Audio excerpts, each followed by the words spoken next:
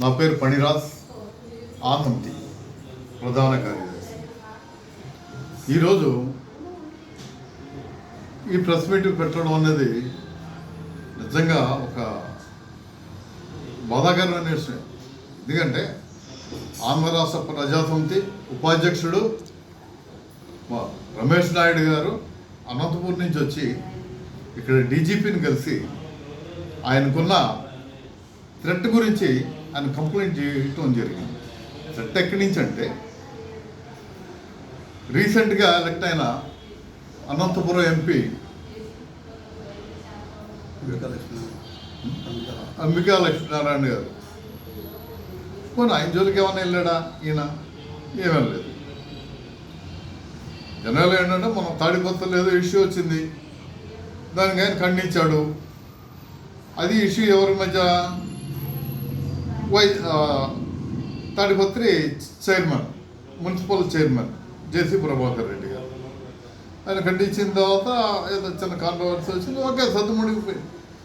మరి ఒక ఎంపీ స్థాయిలో ఉండి అంబికా లక్ష్మీనారాయణ గారు మీరెందుకు రెచ్చిపోతున్నారు? అంటే మీ మీద గాజు గ్లాస్ గుర్తుతో పోటీ చేశాడని ఆయన మీద రెచ్చిపోతున్నారా?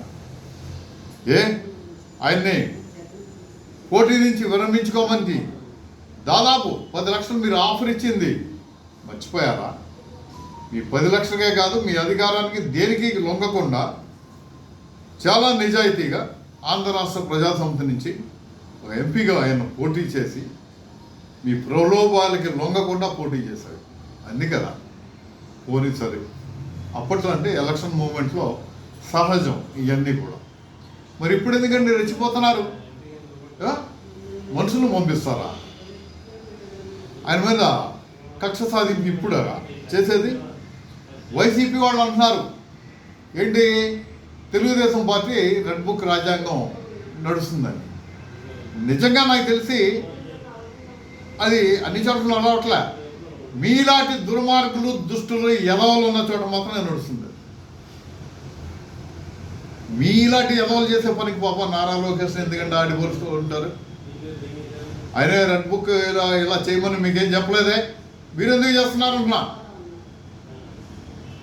అంబికా లక్ష్మీనారాయణ గారు, హెచ్చరిస్తున్నాం మిమ్మల్ని. ఆంధ్ర రాష్ట్ర ప్రజాసమితి ఉన్నదే మీరు చేసే అరాచకాలని, దౌర్జన్యాలని ప్రశ్నించడానికి. చక్కగా వెళ్ళి ప్రత్యేక హోదా మీద పోరాడి ఆంధ్రప్రదేశ్ రాష్ట్ర అభివృద్ధి కోసం పాటుపడకుండా ఎందుకయా నీకు పర్సనల్ ఇది చేస్తావు నువ్వు? తప్పు కదా. ఎప్పటికైనా మారండి.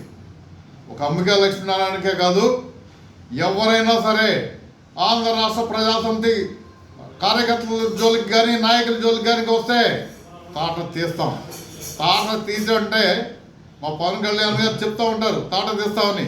అంటే మేము ఫిజికల్ దాడులు కాదు, తాట తీయటం అంటే మీ రాజకీయ భవిష్యత్తు లేకుండా చేస్తామని ఆఖరిసారిగా హెచ్చరిస్తున్నాను. దీని మీద డీజీపీ గారు కంప్లైంట్ ఇచ్చాము. చేతనైతే మీరు ఎదుర్కోండి. క్షమాపణ ఎప్పటికైనా క్షమాపణ చెప్పి రమేష్ నాయుడికి మీరు మీ మంచిదనం అనేది బయట పెట్టుకోండి. లేదంటే తర్వాత మీ ఇష్టం. Thank you.